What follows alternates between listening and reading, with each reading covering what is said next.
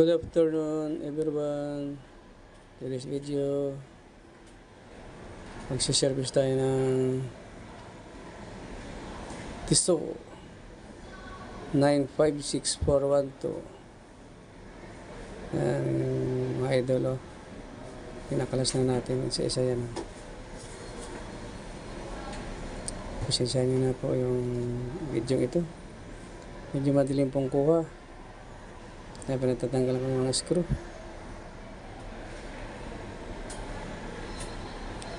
Ayan. Yan yung dapat natin ingatan mga idol. Circuit nya. Yung masigla nya na.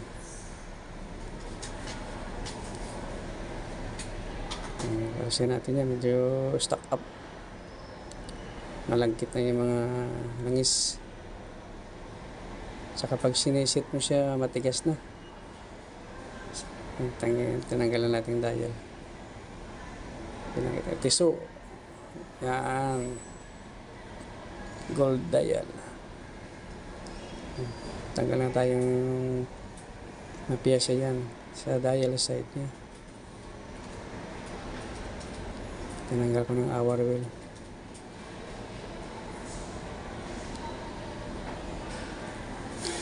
Wala tayong ibang magandang gamit guys, mga idol.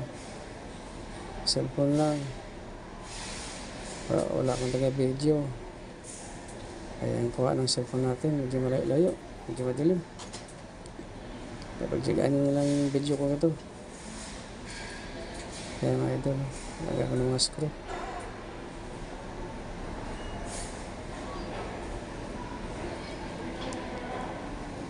May-upsa pa lang tayo sa vlogger mga idol.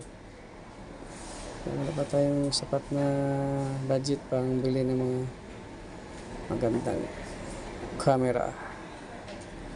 Cellphone muna gamit natin. Yan, tinaga ko na yung date nya.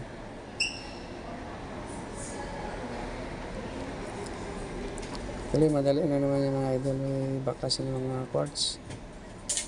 Kasi kundi lang mga piyesa yan. Bigay yan ng automatic. Ang daming piyesa.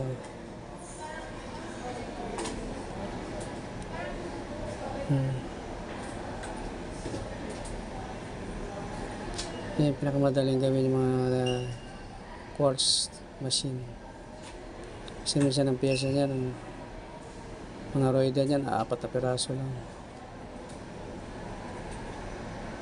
Lalo na yung walang kalendar, walang seconds. Yan, walang ano yun. Papunting piyesa. Ito may kalendar ito, kaya medyo madami-dami pa.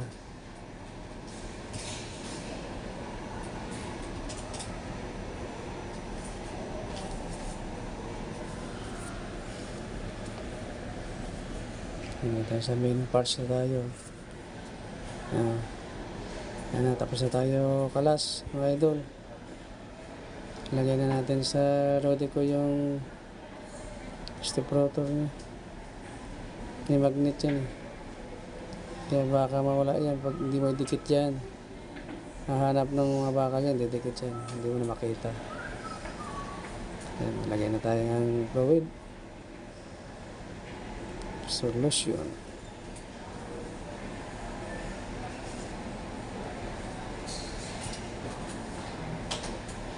Taprasin natin isa-isa yan mga idol para matanggal yung mga dating mga langis, yung naninigas ng langis. Sinasabi natin change oil. Langis din yan, may oil din yan mga watch. Babarsin natin isa-isa yan. Tawag na natin pang buong makina niya. Platina.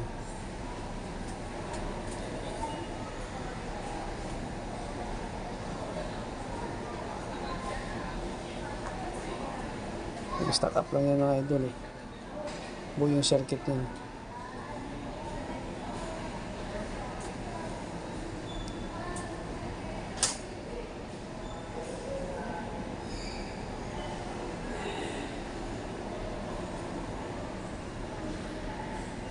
Ayan. Pati screw niya mga idol. Abrasan mo din. Para malinis.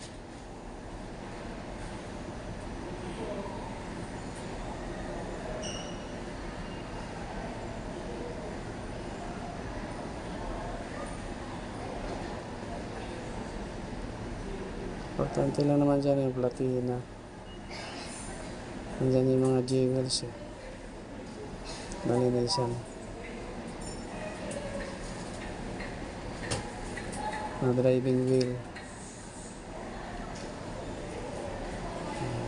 Center wheel. SS wheel. Third wheel. Step rotor. Ang importanteng pyesa dyan. Kailangan malinis yan. Nag-lagkit yan sa labas. Magdumi. Yan. Kukus ng pag-stack up. Kaya binabrush ko sa isa.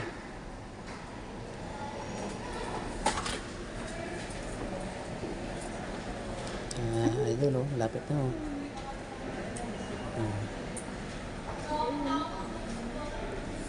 Habang nagbabrush ka dyan, yung nalapag mo na pyesa, kung siya yung natutuyo. Kaya mga idol, patuloy natin to. May nagtanong na customer, push button daw ng ilong niyang tiso. Yung ginagawa ko, tiso din to. Parang wala, hindi to chronograph. Simple lang. Kanya chronograph yun, kaya may may push button. Ayan, ilalagay natin dyan sa holder para magawa tayo ng maayos. Ayan, maglalangis na tayo dyan. Ayan, langis natin mga idol. Ayan, langisan natin mga jewels isa-isa. Diyan yung ng mga poste para medyo bumulas aganda yung ikot. Kaya mga idol, dapat tamang-tama lang, hindi wag sobra, wag din konti. Pag sobra naman mabilis na magkit, pag konti naman bilis din na tuyo. Kaya tama lang.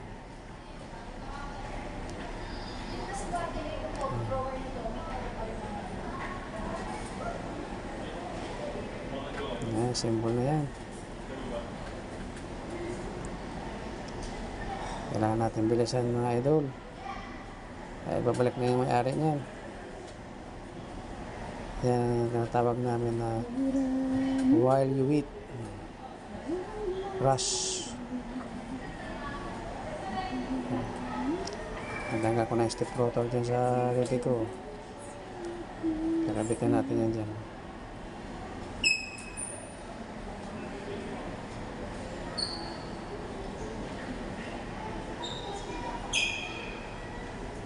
Medyo maingay ito lah. Maingay yung mga lumadaan. Sensya nyo na.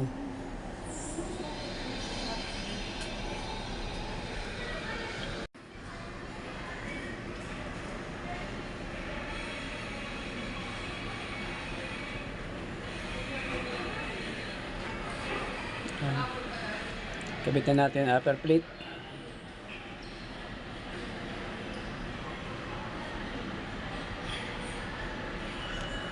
Medyo matagal lang dyan ikabit yung step rotor dyan kasi meron yung magnet na kailangan bago mo i-screwan yan, siguraduhin mo na nakashoot yung step rotor nyan. Kasi step rotor naman yan dyan medyo tumatabig pag pinasok mo yung inilapag mo na yung upper plate.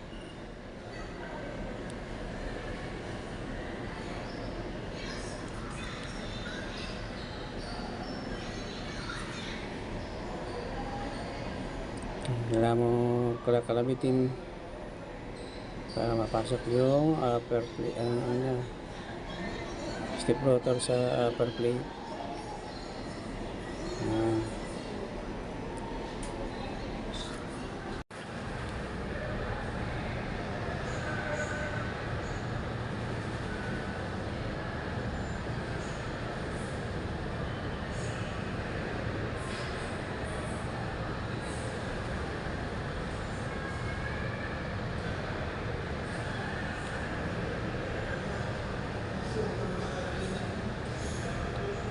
Hindi pa pumasok yung step rotor dyan sa platina guys. Oh.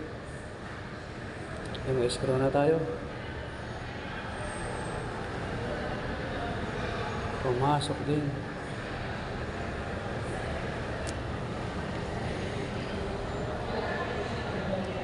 Yan ang medyo mahirap sa quartz lang gawin. May step rotor niya. May magnet. Yan yung medyo tumatagal-tagal dyan. Pag sinushoot mo na sa mga J-wheels. Kasi tumatabi na siya eh. Minamagnet siya ng bakal. Yes. Tapos na tayo dyan. Dial side na naman tayo. Lagas muna tayo ng dial side.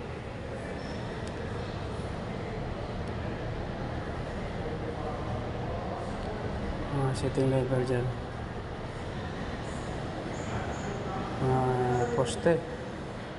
Kailangan nila lang isa niyan.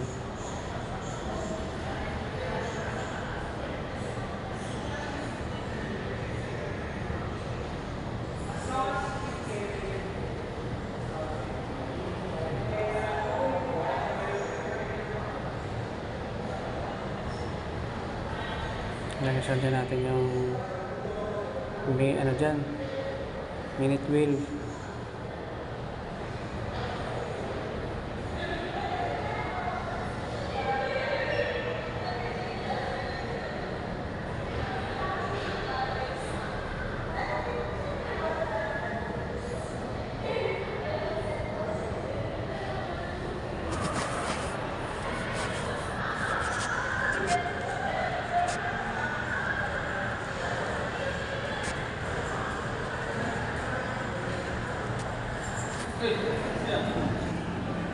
Okay, so, malapit na tayo matapos.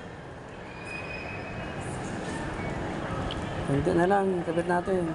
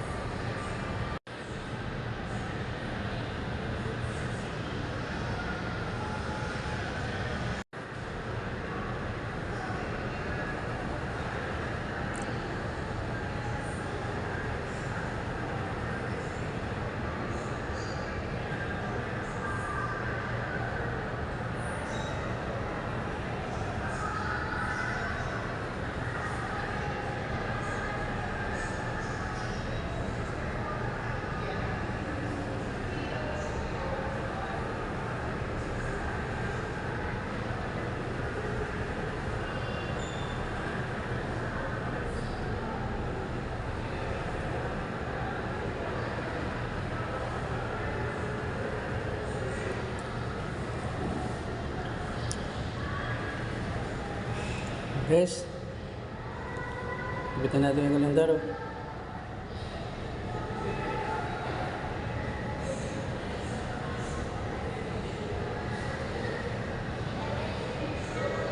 Kalendaro corrector. Mag-scroll na tayo guys.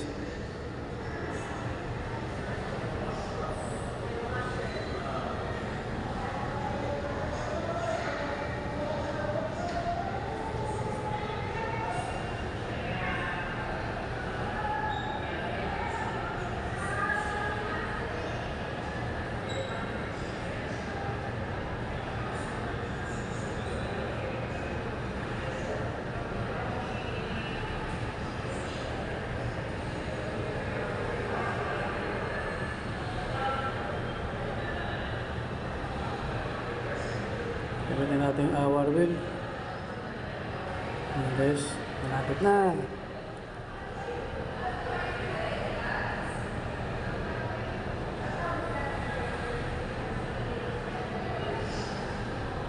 Gamitin natin yung dial. Lagyan natin yung lock.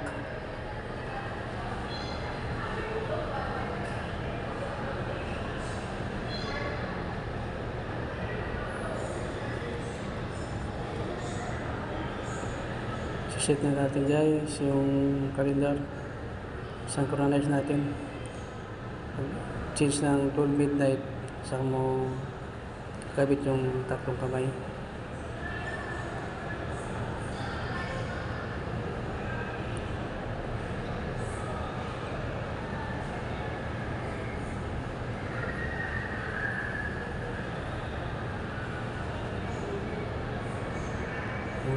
Kapitan yung tatlong kamay.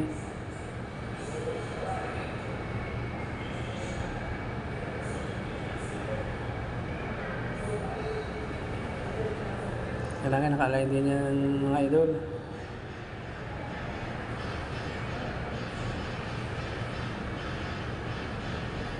Silipin mo kung hindi sumasakit sa dial.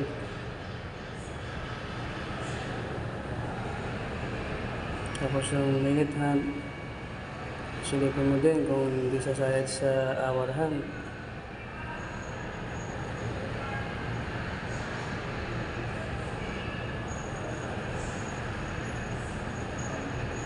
Kailangan may konting espasyo bawat isa sa kanila para hindi sasayad. Ganon din yung 6 seconds na may espasyo din para hindi man siya sumayad sa minute hand. Or kailangan din rin masyadong mataas para hindi naman sasayad sa salamin. Kaya kailangan tamang-tama lang distance nila bawat isa.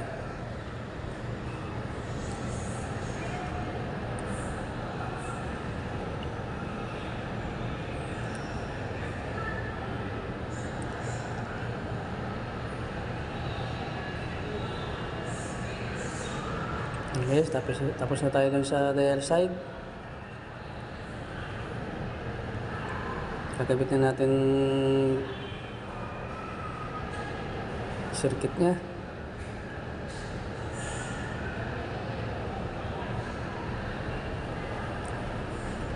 Linisin muna natin yung battery terminal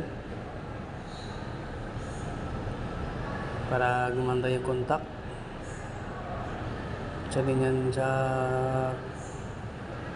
pagkukus ng stock up, pag medyo dumi yung mga battery terminal, hindi masyado magkukunik doon sa battery. Okay guys, yan, gamitin natin yan.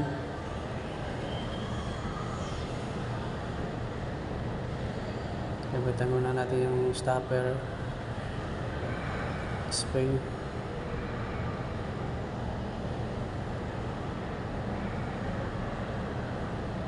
Yan yung guys, pag hinugot mo yung susian, nag-stop yung 6 seconds.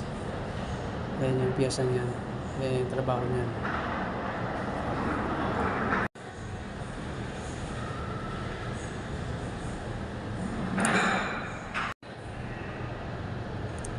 Lagyan natin yung screw. Para matapos na tayo.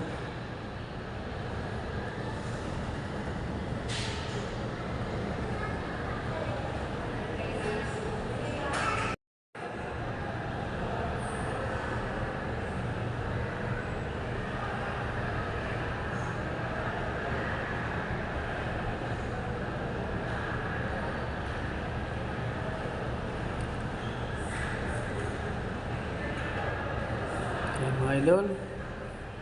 Tapos na tayo.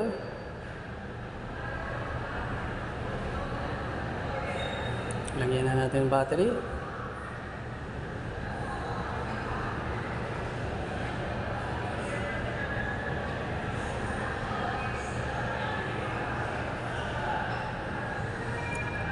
Ayan mga idol.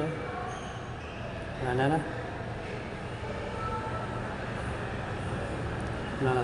Punasan na natin yung kaha.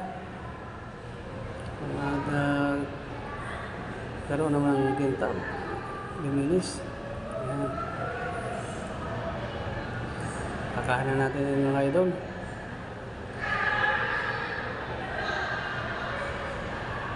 Pasensya na kayo sa ingay niyan.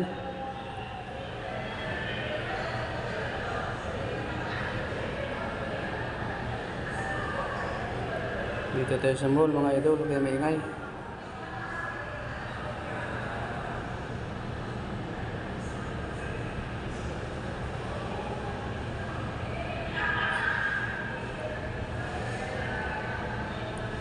Ayan mga idol. Tapos na tayo.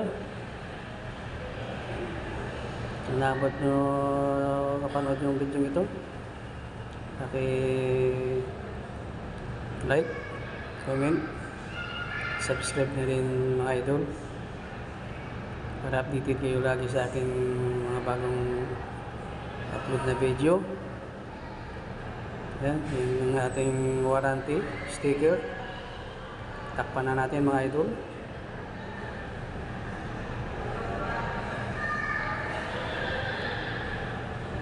Yan. Tapos na idol. Umandar na siya, oh.